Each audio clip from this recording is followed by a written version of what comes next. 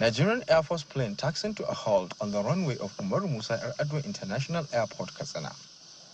The remains of the late former President Muhammadu Buhari arrived Katsina a few minutes before 2 o'clock, escorted by Vice President Kashim Shettima, the Chief of Staff to the President, Mr. Femi Bajabiamila, and some family members. On ground to receive the body were Governor Dikko of Katsina State, members of the State Executive Council, and Deputy Senate President Senator Barrow Jibril, among other dignitaries. We pray that may God forgive him all his sins and reward him with all the good things he has done in life, and may he rest in Ajana Firdausi. As the President of the Federal Republic of Nigeria, he stood for integrity. You can't take it away from him. He was a man that we were proud of, both within the shores of Nigeria and outside the shores of Nigeria. He was seen as a man who was accountable and a man who had the spirit of integrity. The body was lifted from the aircraft and presented before troops, who gave a solemn military farewell parade in honor of the late president.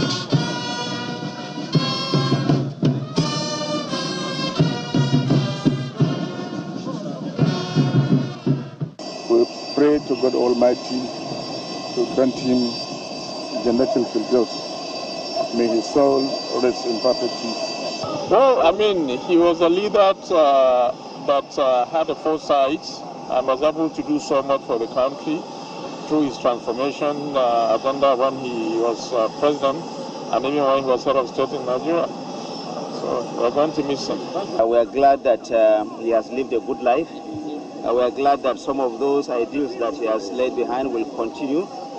We also call on the younger ones to emulate some of those good qualities of former President Muhammadu Buhari. May his soul rest in peace. After the ceremony, the coffin was placed in an ambulance which departed Katsina Airport around 3 p.m., heading for Daura, the hometown of the former president, for the final burial according to Islamic rites. Sadiq Ilyasu, Channels Television News.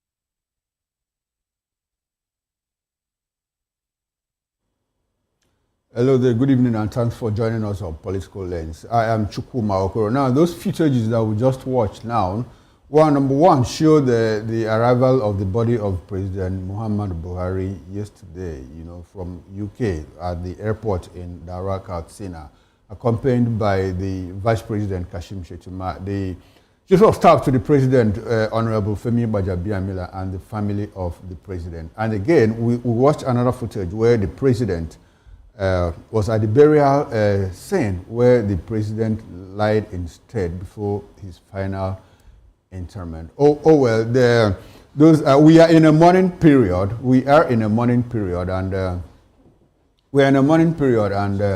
Nigeria, we are mourning. We are broadcasting on Metro SL TV channel 264. On YouTube, we are Voice of the People Television, and on other social media platforms, we are at VOP TV Live. Well, join the conversation by calling in or sending WhatsApp messages to the number showing on your screen. Feel free to ask the guests constructive questions if you have any, and I assure you that our voice or your voice will be heard. Well, on the show today, Untold Secrets that died with President Muhammadu Buhari. Now, this is coming from Buba Galadima, who is a longtime ally of the president.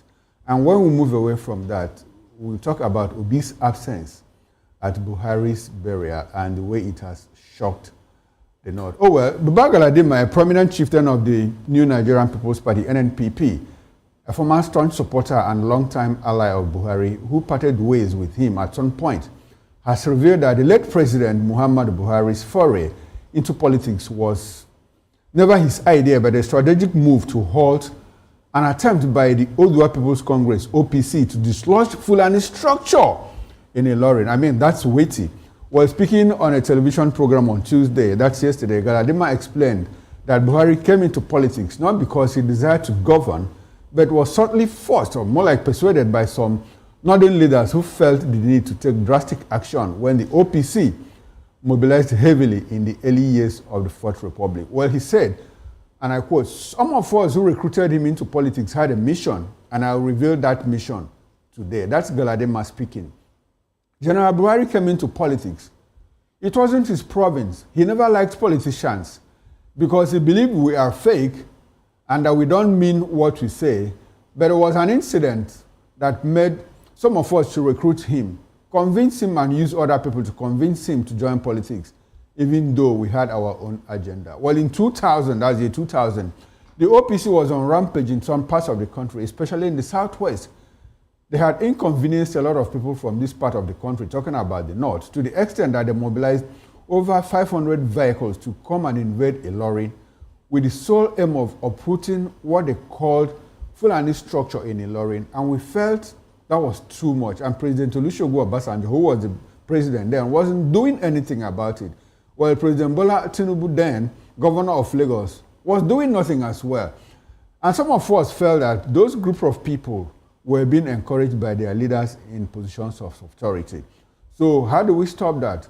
And I called a meeting in Kaduna at Alhaji Bashir Dahatu's house in a place called Dongo Kanji, directly opposite the house of General Ibrahim Badamasi Babangida.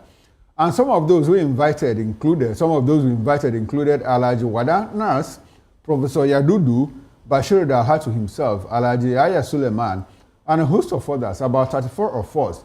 And we sat down to reason, how do we save our people from this OPC menace? So I suggested that we have to, because you can remove a government through only two ways. Through the barrel of a gun and through the ballot box. And they said it was impossible to challenge General Obasanjo. That was how Buhari came to our mind. And when he was approached, he had very unkind words for politicians. But since he didn't say he was not doing, we still persuaded him. To cut long story short, I'm quoting Buba Galadima, we achieved our first purpose of putting a break to what OPC was doing, because immediately Buhari joined partisan politics. We had a very big outing in Daura to initiate him into politics. The Obasanjo government became restive and was shaken to its bone marrow. And because those were some of our thinking, Obasanjo had to really checkmate the OPC. So we achieved our first purpose of bringing General Buhari into partisan politics. So the remaining none in history. Away from that, a certain ex-user, still talking about Buhari's burial, a certain ex-user simply identified as Saraki on his ex-handle said that Peter Obi should forget the vote of Northerners since he absented himself from the burial of former President Muhammadu Buhari in Daura, Katsina State yesterday. However, other netizens have responded to that tweet assuring Obi of massive votes from the north, claiming that Obi is the only candidate that can lead this nation, this country, out of the woods. We're recalling how Obi has helped less privileged in the north by building water boreholes and donating food items to flood victims. Responders say that they are not interested in religion or ethnicity, but someone who can help the north and Nigerians migrate out of poverty. Now, let's bring in our guests, as I'm joined in the studio here to dissect these trending stories by Comrade Ayoyinka Oni. He's a human rights activist and former organizer of the Take It Back movement in Lagos. Good evening, Comrade Ayoyinka. Good evening. And thanks for joining us on Politics. Thank you very much for having me. Good to have you. Thank you. It's been a while. How have you been? Well, I'm fine. I've been playing the politics and trying to shape Nigeria. The politics? Yes, trying to shape the country in a better... Trying to shape the country? Yeah. Okay, quickly, before we get into it, what's your take on the just concluded local government elections in Lagos, where APC, more like, took all the council? That was not an election, it was a war. It was a war? Yes, I was on ground myself, and shame to LISEC, the Lagos government, for what they conducted on Saturday. It was no election, there was no accreditation. The LISEC officials came very late, some 12, some 1 p.m. for an election that was supposed to end by 3 p.m. And there was multiple voting. Multiple voting done by LISEC officers themselves for the APC. So we can't call that an election. It was full of ballot snatching, woodlums, thugs, and everything. So it's a shame. And all political parties that are reasonable have rejected the election and called for the cancellation. In rejecting the election and calling for the cancellation, is there the option of going to a court to challenge that election? Of course, there's that option, but you should not put your balls on that option alone, because you know how much our courts take their time in this country, you know. So if that's the first thing they tell you, go to court and all that. But political parties are doing more than going to court. There'll be a lot of political move to cancel this shameless act that was called an election. Sorry, who will do the cancellation? The people, of course. Okay. It's in the hands of the people. Of course, Buhari'S will not cancel, and I will say cancel because he's involved in the game, you know. But it's in the hands of the people. Being in the hands of the people, I hope that the people won't take the laws into their hands. Not the laws into their hands. They will be better than those that operated on Saturday. Those that operated on Saturday operated with axe, guns. They operated with thuggery, beating people and all that. Prevent people from coming out. They will do better than that. They will do better than that. Okay, let's just hope that something comes out of the pressure that the people are mounting to say that a credible election is conducted in Lagos State. Yeah. Now, let's get into it. We are in a mourning period. Nigeria lost our former military head of state, former civilian president Muhammadu Buhari. As a young man, what memories of Buhari do you have? You will have been a young boy when he served as a military head of state. And so what did your folks tell you about him? What did you read about him? And can you situate all of that with what you saw of him serve as the president between 2015 and 2023? Thank you very much. I want to disagree that we're in a mourning period. Nigerians are not mourning, except someone did not go to the street or is online to check the reactions of the people. I will agree that the elites are mourning.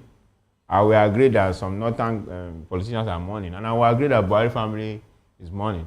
But Nigerians are not in any mourning state. I was out yesterday, despite the enforced public holiday. The market was full. Everybody was doing their business as usual. And the reason is very simple. When a political figure, popular, dies, the first thing that comes to the mind of Nigeria is, oh, okay, how did he die? One. Second is what he lived for, what their experience was with him. That's the second thing that comes to their mind.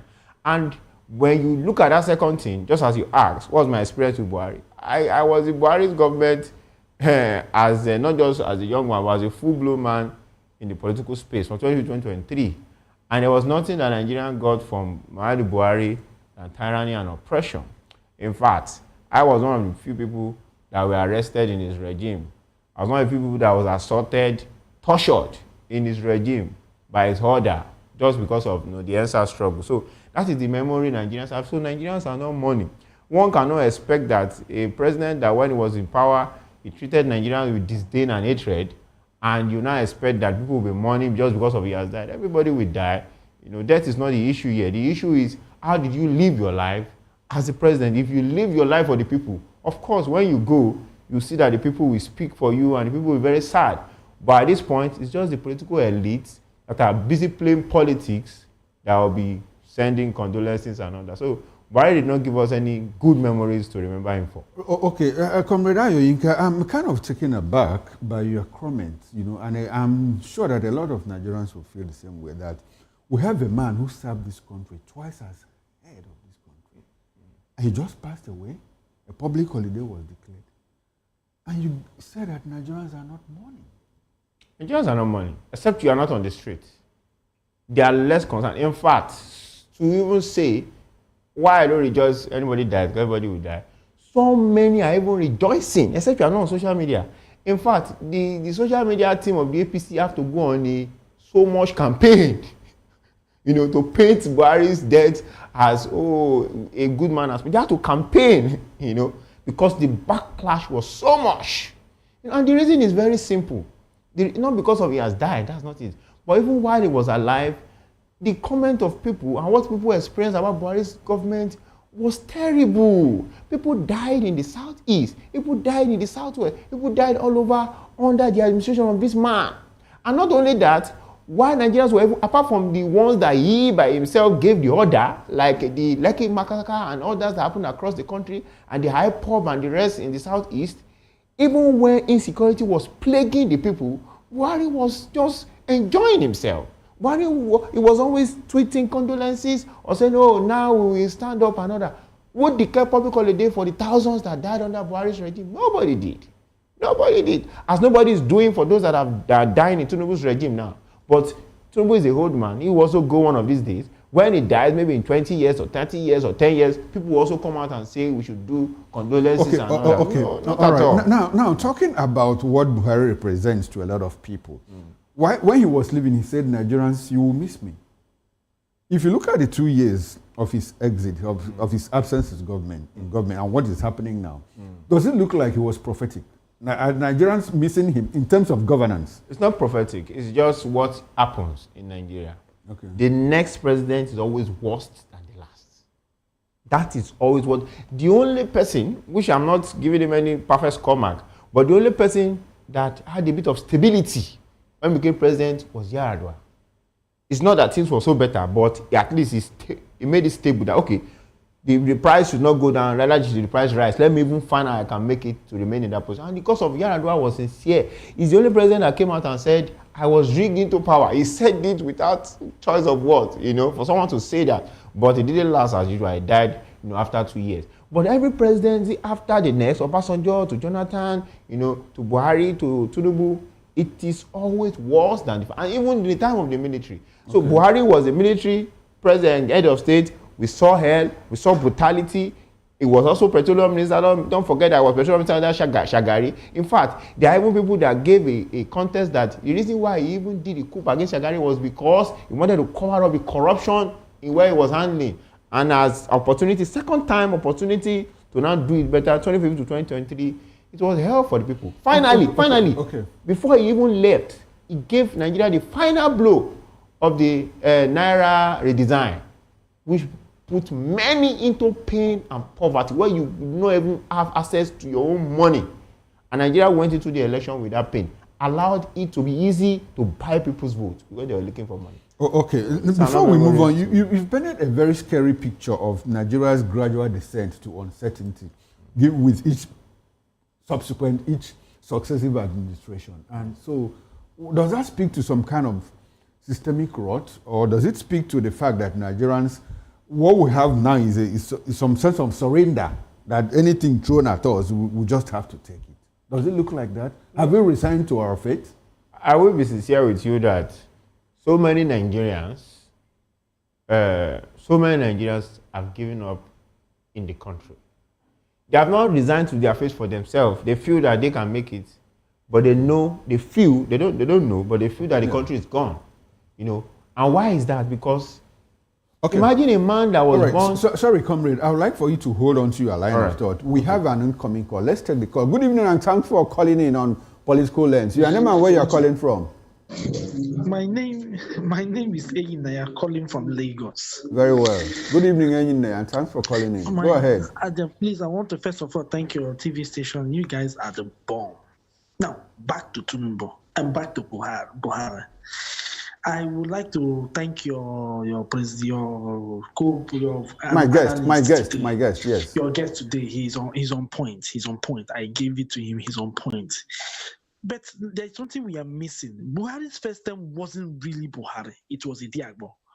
And that was what gave Idi-Agbo was the brain behind the government, that everybody loved him and expected him to do same in the second term. But believe me, he was the devil that we never saw. And Nigeria will never forget a president like Buhari, because he gave us hell. Well, the rich are crying, whatever they are doing, but we, the masses, it is one pain off our back. And we want to say, whatever a man soweth, he shall surely reap. Thank you very much. God bless you. Thank you, Eyinaya, for calling in. Thanks for calling in.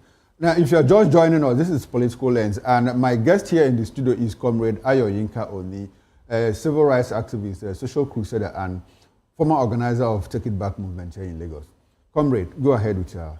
So what I'm saying is, when you do not live for the people as a public servant, these are the things that you will get. But we don't want it to just be, oh, Buhari has died and people are, no, we want the politicians to learn, which they would not actually, that you are supposed to lead, you are public servants.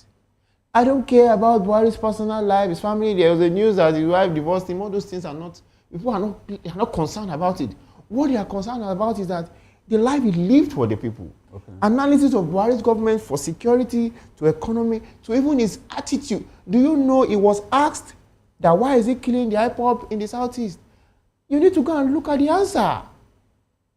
He was asked what happened to the answers people. He said those people that wanted to take over my government. The man never had the heart of the people, not once. And when you look at the history of how they brought him in, Galadima and the rest, you will see that basically it was also not on the need to change a society. It was tribalist. All right, I'm happy that you have brought us to this point. Because now let's talk about insecurity. You want to hit the nail on the head. Under Buhari, Boko Haram was left festering, bandits and kidnapping became a thriving industry. And a few days after his death, we hear Buba Galadima say that, look, to stop OPC and Yoruba Nation from taking over Ilori was the main reason why they drafted him into politics. Does that speak to the hushed silence that greeted Buhari's efforts in combating insecurity for 8 years? What's your reaction? Is it something that, is it noble enough for Buba Galadima to come after Buhari's death to tell us all of this? I don't know how much of the history of Ilori that you know. No, of course. So what's your reaction to what Buba Galadima just said? So that's what we say to Nigerians, that ordinarily, Nigerians are not people that want to be divided, ordinarily. You know, they are people that are happy, people that want to marry and work hard. But you see, these politicians are the ones that intentionally sow the seed of discord across tribal lines and religious lines so that they can continue to get political power. The history of Ilori, we all know that there was a certain Afonja that came in and took over the land from the north. And it has continued over the years. Now, this is the 21st century. You shouldn't be reminding people of those terrible stories. All you need to do is to make sure that there's law and order. Everybody can live anywhere, and enjoy his life. But politicians, especially the whole politicians in the era of Buhari and those that are a bit younger, they are not interested in a united society. They want their tribe to be in power, another tribe bow. They want their religion to be strong, another religion bow, because that is how they get their vote. So, they divide it. The north, the south, I get more from the southeast, I win election. That is why Nigerians is in real. And we keep on telling people, if we are going to reshape society, we have to do away with those crop of politicians. We have to do away with them. And like you said, when Buhari came into power, Buhari was a patron of Boko Haram, remember, as of 2003. He was declared their patron. So when he came into power, instead of handling insecurity as it should be handled, give no negotiation to terrorists, tell them it is not going to happen, let the security agency go and do their job, he played politics with it. He was silent about the killings. He was silent about the death. He was releasing tweets of, okay, this time around, we're going to be strong hands. So you were not doing strong hands to terrorists before. And we saw how these people build more velocity for 8 years of Buhari's tenure. And we saw the number of people that died. The reason is very simple. It was never groomed for leadership. It was never shaped for leadership. People should not be releasing pictures and say, it's not by picture or beauty or how you walk or was a tough general that will make you to be a good leader to reshape society. It is in your ideology, your integrity, and your character. Why they are none of those? And that's what we got. In fact, to take it back to the military era, his regime was even one of the most corrupt. But they deceived people with the Discipline Act. Why they were Discipline Act, rather. Why they were very disciplined.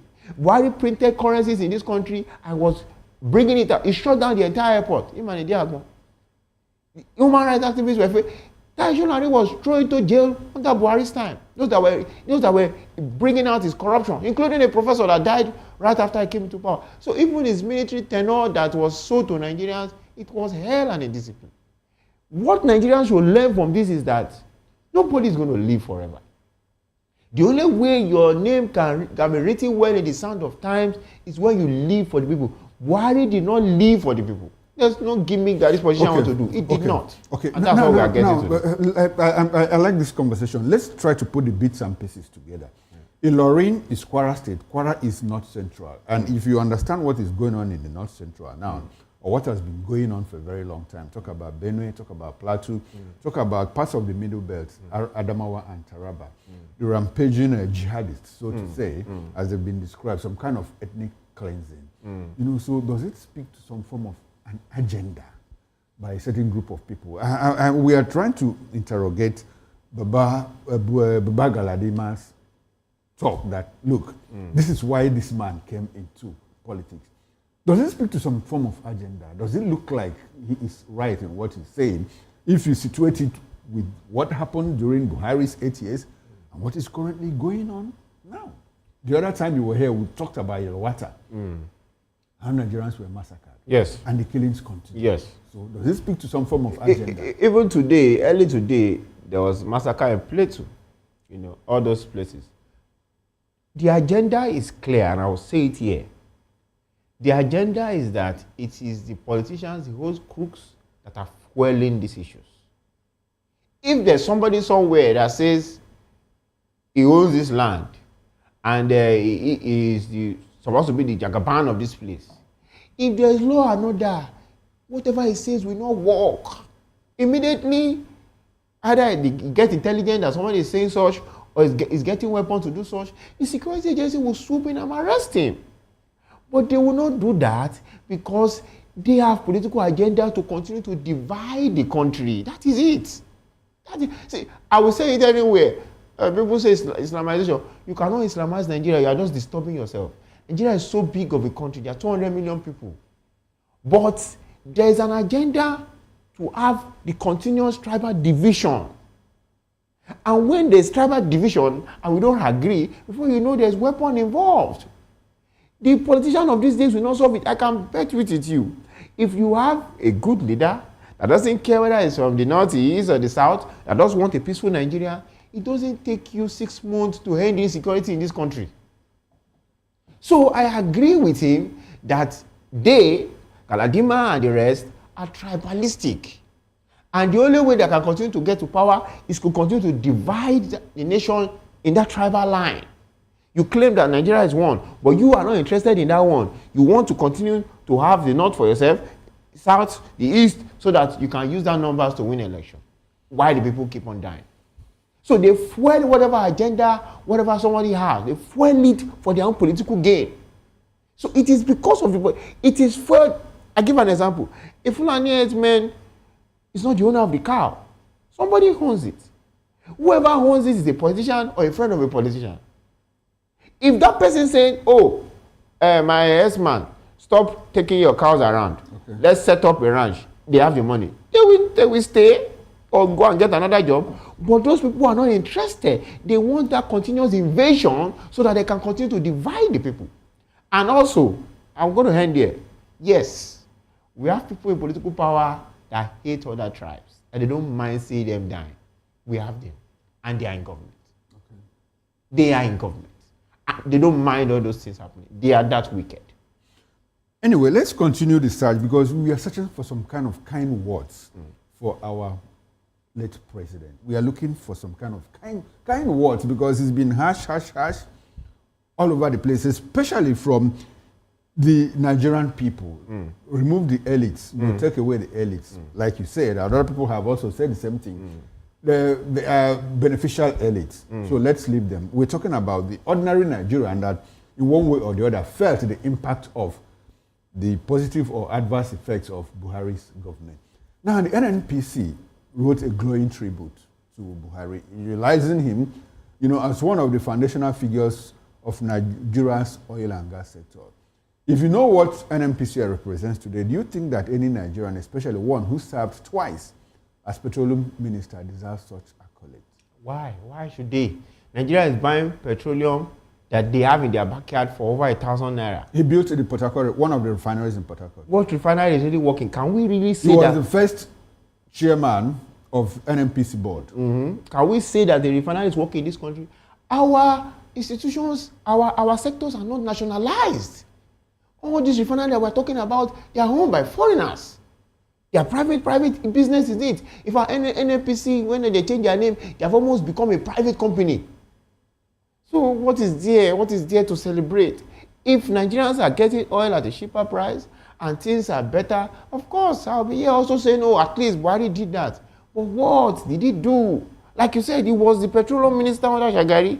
He was petroleum minister when he was in ministry. He was also petroleum minister when he was president. He was also the minister of petroleum. What did they achieve? See, Nigerians cannot have any good words for Buhari, apart from direct beneficiaries, of course. Comrade Ayoyinka, we are still searching for a kind word. In the 8 years of his administration, do you find any one good thing that Buhari did? Can you point to one, a high point of his administration? Well, there was no high point. What are we tell the family of Buhari is that they should thank Nigerians for taking care of him for 8 years. I can tell you that if Buhari was not president, he might have gone a long time ago. That is the truth. Nigerians was paying his medical bill. This man was incommunicado for almost 300 days when he was president. Out of over 1,000 plus days as president. He was nowhere to find. He got to a time they had to be doing a show of he's alive, just to show that, okay, oh, he's alive. Oh. You know, Nigeria took care of him with our taxpayers' money. And even till his last day, they said he was almost at the hospital for 2 weeks. It was also Nigerian that was paying over 3,000 pounds. So Buhari should thank us. Okay, we don't have any thank for him. Comrade Ayoyinka, I want to repeat myself because I'm interested. Nigerians are interested.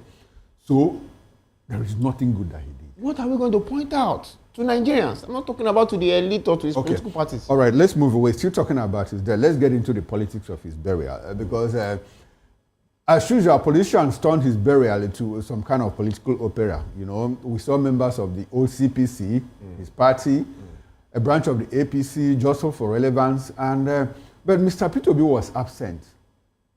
But he has visited his family today in Katsina, in Daura, Katsina. Now, one ex-user who goes by the name Saraki said that Obi should forget about the northern votes for being absent at Buhari's burial. What's your reaction to such a word? Does it sound like a threat? You know those people are just one of the tools of the elite to continue to divide Nigerians. You know, when you see all those kind of tweets. Nigerians shouldn't be making political decisions based on tribal or ethnic favors. No. But you see, those people, Saraki, I know him very well on WhatsApp, on Twitter, they keep on bringing all those, he has been making all those terrible tweets for weeks now, you know. But anybody will be making mistake if they thought Peter Obi was not going to be attending. He told them that it was flight. Of course, the flight to Katsina, Daura was very, very busy, you know, since the past 1 week. So it was the flight delay. There is no way Peter Obi will not be there. Any political elite that wants to continue with this game of numbers, tribal numbers, must find his way there. Because it is a political game. Tinubu is using it for his own politics. Atiku, everybody will use it. He has gone, he has gone. In fact, I can tell you that the terrible things about Buhari, we don't know than those people. They know everything. In their private places, they were talking about it. But in politics, they have to show face. So the guy is just joking around. You know, what does he get from all this? The people that are playing the game are in the game, and they will all be there. The only politicians that will not go are politicians that are not ready to play the game of tribal to win the election, and politicians that don't see Buhari as somebody to celebrate because of he has died. We didn't celebrate him while he was living. He's a old man. He will die. Why should we celebrate him because of his death and pretend like he was a good man? He was never a good man to Nigeria. So Obi was there, whether yesterday or today. Okay, so you think he's the kind of doxing or mockery that Reno Mockery and this young man are? Yes, those are the. So you think it's not going to damage some kind of electoral value that Obi has or should have in the north? Well, Obi also has his own guys on Twitter that respond to all those things. Okay. But these guys, I want to speak to them. They are jokers, and they are one of the people that they are used. They are just tools. They don't speak to issues. They speak to sentiment, they speak to tribe and religion, just to divide and all that. If you want to analyze Peter Obi's policies, analyze his policies. Don't make tweet on Obi should forget it not because of he did not go to Buhari's burial. What sort of callous statement is that? Those guys are just jokers. Whereas there was a time this young man had a sibling that was kidnapped. He was shouting all over Twitter. Even in Buhari's tenure, he was one of the people that suffered for Buhari's regime. That young man, you know very well. I'm also very, very active on Twitter. Okay. And there was a time somebody was kidnapped, was even trying to raise funds illegally on Twitter. So these are people that they just use as tools to divide people and all that. They give them small money and WhatsApp, social media tools. Okay, all right. Since we're already discussing politics, let's get into it, nitty-gritty. Let's look at 2027 from the lens of an activist, a social crusader like you. What do you see presently? What do you expect? What do you think will happen? Coalition, APC, PDP, ADC. By the way, you're a member of which party? ADC, right? No, the African National Congress. AAC, Showere's party. Yes. Okay, so away from that, what do you see? Well, like you said, I should give the analysis of what is going on now. First is to understand that the APC is seriously on the edge for all what I've been playing. And but Bola Ahmed Tinubu is not somebody to be on the edge and sleep. Okay. He's going to do his own work. And one of the own work that they have been doing is to infiltrate whatever coalition is happening. But again, infiltrate. Yes, of course. He's going to infiltrate the coalition. Yes, of course. And they'll see some people that they'll pinch to their side. One or two will still go back to the APC. It's all about what you are offering, If not because of Atiku cannot be vice president anymore, Atiku can be so desperate to replace Yetima. And Tinubu will tell him he will be the one that will go next after he's done with second term. He will do it. These people are, as you see today, he has signed out from the PDP. These people are not people that care about a party. They don't care about Nigerians. It's that power. So anything that will give them the power, they will go for it. So the ADC, of course, was going to make some moves, and the APC is already afraid and all that. But there's advantage and advantage towards them. The disadvantage of APC is clear. The disadvantage is that they failed in the last 2 years. Every Nigerian can see it and it's obvious. So that alone is the advantage. The advantage is that they are in power, and these are riggers of election that they have been doing it for years. So they will focus on that to try to buy everybody, And the ACC would also try to get as much people as possible so they can get the number. But these two analysis is failures for Nigeria. There's nothing Nigeria is going to benefit from it. That's the problem. And that is my own concern. All right, still talking about politics. I like the fact that we are discussing election now. And there's a bill on the floor of the House of Representatives which proposes that, look, the powers to appoint the chairman and board of INEC should be taken away from the president. Of course. Do you think that that bill will see the light of the day? Well, to be sincere, even if it ever sees the light of the day, the election will be done first. Whoever is going to replace, what's his name now? The man at the INEC chairman, Mohammed, or what's his name now? Tinubu is not going to make the mistake of making somebody that he doesn't trust to be there. He's not going to do that. Just like he's not going to do what Jonathan did in 2015, So even if that bill sees the light of the day, that will be after the election, But even if the bill sees the light of the day before the election, Nigerians need to understand that the people that are discussing this bill, majority of them are election riggers by themselves. Majority of them. Are you talking about the Senate president that did not even do primary election, that went to do primary election as a presidency and still got into power? Is it that one that will pass a bill that is not going to put something that will be able to use to infiltrate it? So they always have a plan B for whatever bill that they are passing. So my advice to Nigeria is very simple. It goes beyond their bills. You have to revolt yourself in the sense that whatever way in which you are going to choose your leaders, if it's going to be the ballot, you have to be on the street making demands and making sure things are done properly. If you leave it in the hands of the people that are in government, who are majority of them election riggers by themselves, party jumpers by themselves, or you leave in the power of the INEC or like the LISEC in Lagos or the state electoral bodies, you are still going to get the same calamity of what you had in 2023. Okay. All right, comrade, we are questioning home. Now, let's get beyond lamentations. Nigerians have lamented. The opposition is lamenting. Poor masses are lamenting. I want you to, as an activist, as a social crusader, And relating with the fact that you are a member of the AAC, African Action Congress, you are the presidential candidate of your party, Omoyele Sowore, he was here the other day, is a young man. What propositions are you making to ensure that, because Nigeria is in search of credible leadership, are there propositions that you have in place to ensure that, look, like P2B normally says, we need to end this rascality and take back our country?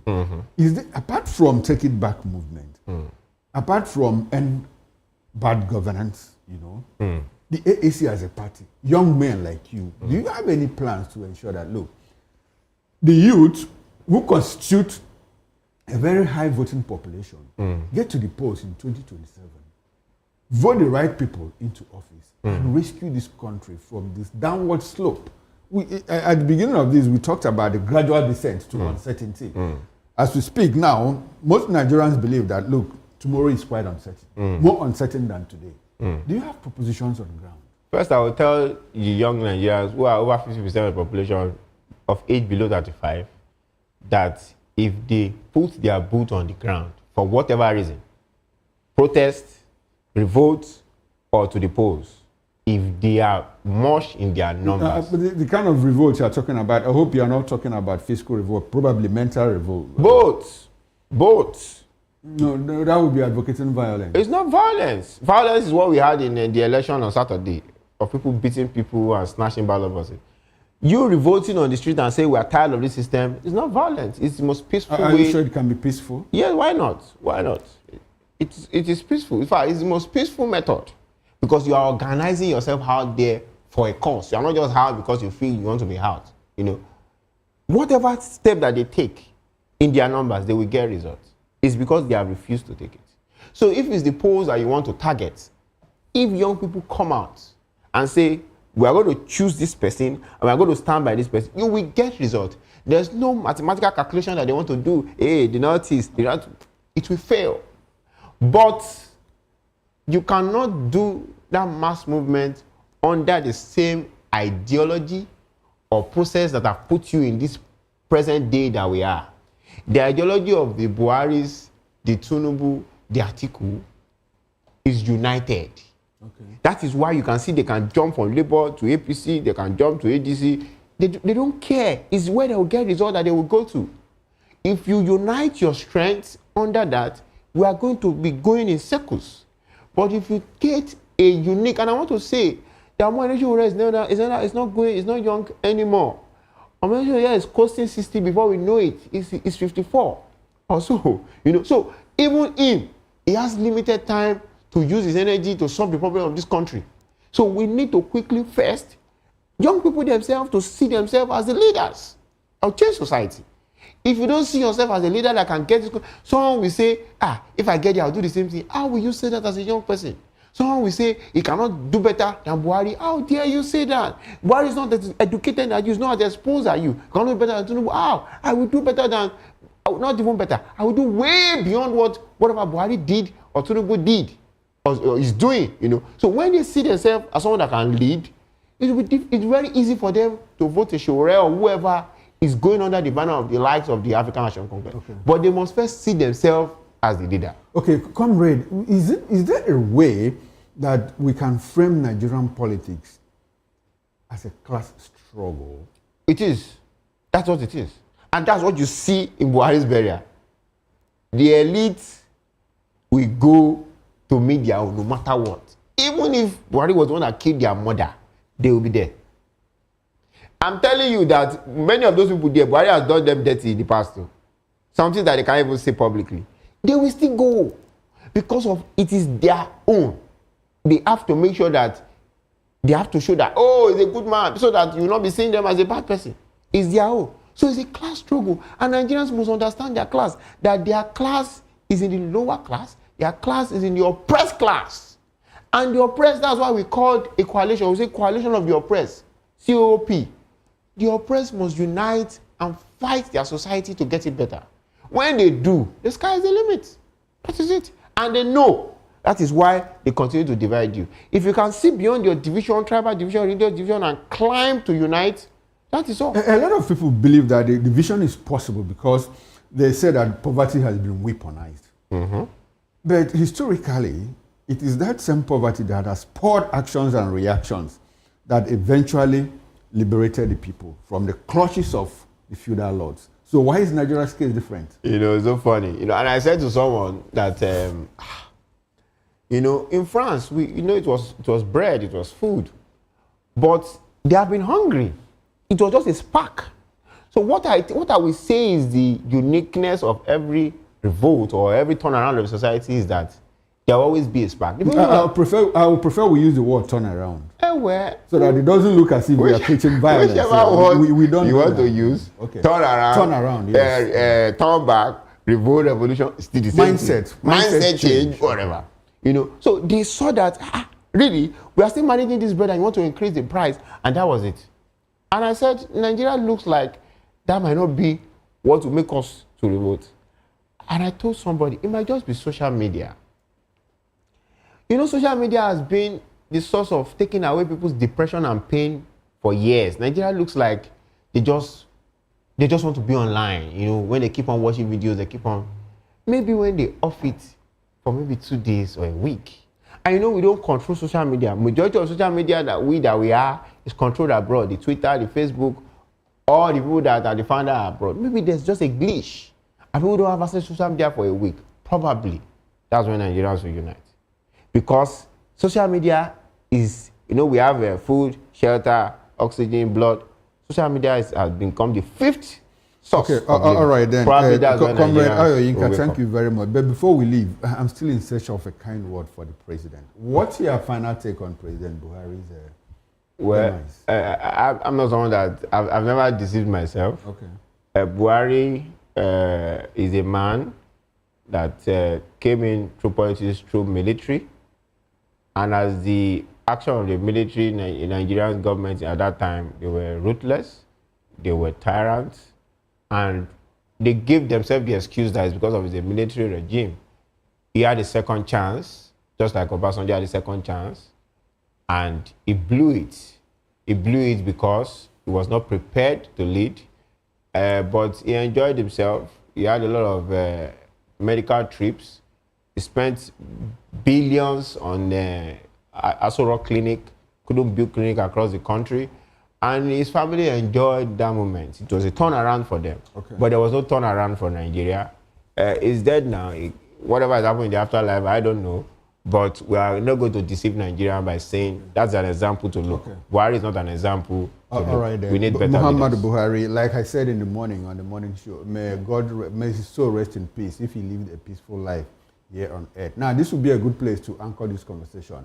Many thanks to you, Comrade Ayoyinka Oni, human rights activist, social crusader, and former organizer of Take It Back movement in Lagos. Thanks for coming to Political Lens. We appreciate your presence. Thank you very much for having me. I hope we can do this some other time. Sure, I'll be here. All right, then. Now, on behalf of the backroom staff, the technical director, Victor Igris, the bus manager, Engineer Hassan, sound engineer, Jerry Ete, and the ingest manager, Alex Scott. I am Chukuma Okoro.